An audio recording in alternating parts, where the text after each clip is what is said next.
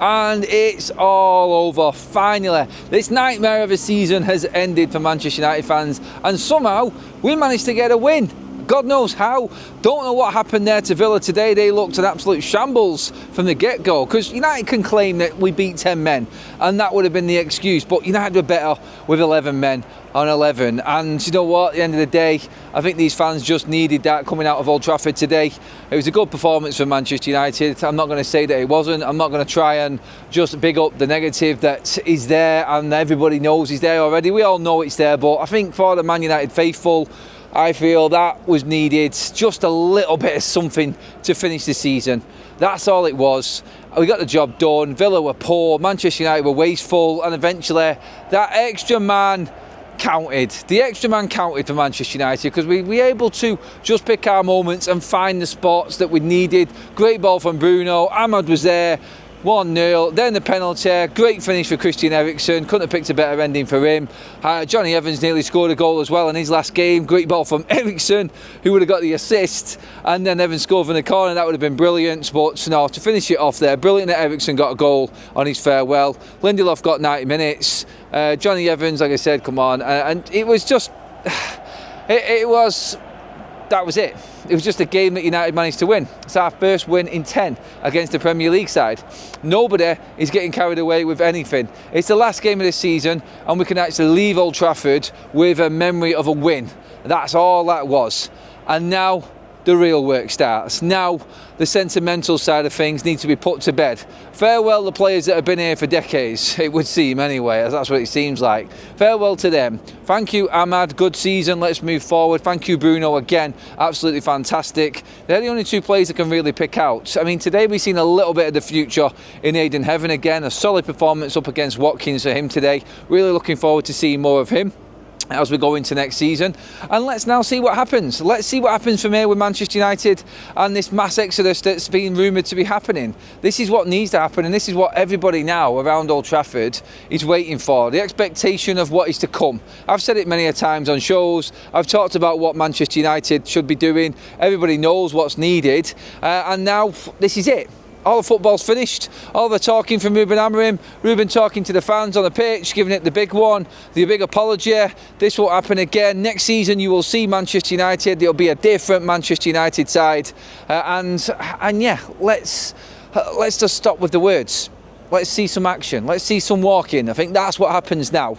I mean, overall, the season was a complete disaster.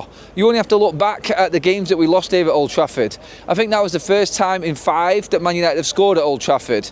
Like I just said, the first win in 10 in the Premier League or against domestic teams in England. It has been an absolute shambles. It has been a disgrace, in fact. And Manchester United really don't deserve the support that they got there today.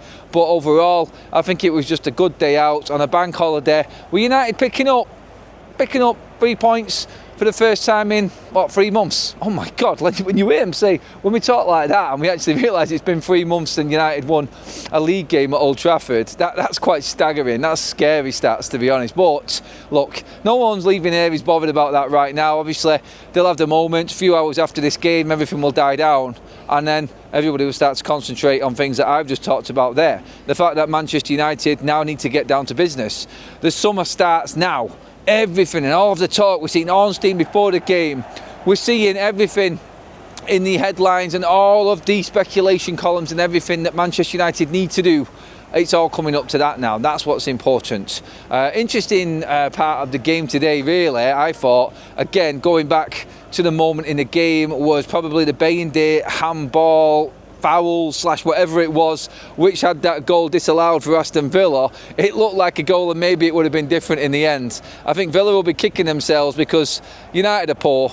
Everyone knows we're poor. Everyone's beaten Man United. Somehow we've managed to take 4 points off a decent Aston Villa side this season without conceding a goal against them. In moments of the season and these games in this season where just you scratch your head, you really do. And again today, I just can't understand how Villa didn't turn up in that game. But look, whatever you say, you look at individual players on that pitch today. I just mentioned them there then. Like, you've seen Lindelof play his last game for United. Good riddance, see you later. Eriksen, thank you, good cameo, didn't cost us anything, good servants. there's 270 grand off Manchester United's wage bill. Johnny Evans takes that over 300 grand. Love you, Johnny, but you're not a Man United player anymore, and you're not the quality of what we need. Neither of them three are, and this is where United move forward right now. You look through the rest of the team, it's the absentees today that Manchester United probably caught the headlines with more. No Alejandro Garnacho in this Manchester United matchday squad. No Andre Onana in this matchday squad. Two players at the top of my list that Manchester United need to be rid of this summer.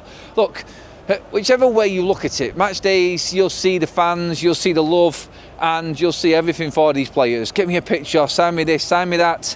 And that's what these players, I think, have fallen into the trap of. That these fans actually think, the match-going fans that wait outside Old Trafford for them, actually think that they are doing the job necessary here at Manchester United. You only have to look at that league table there.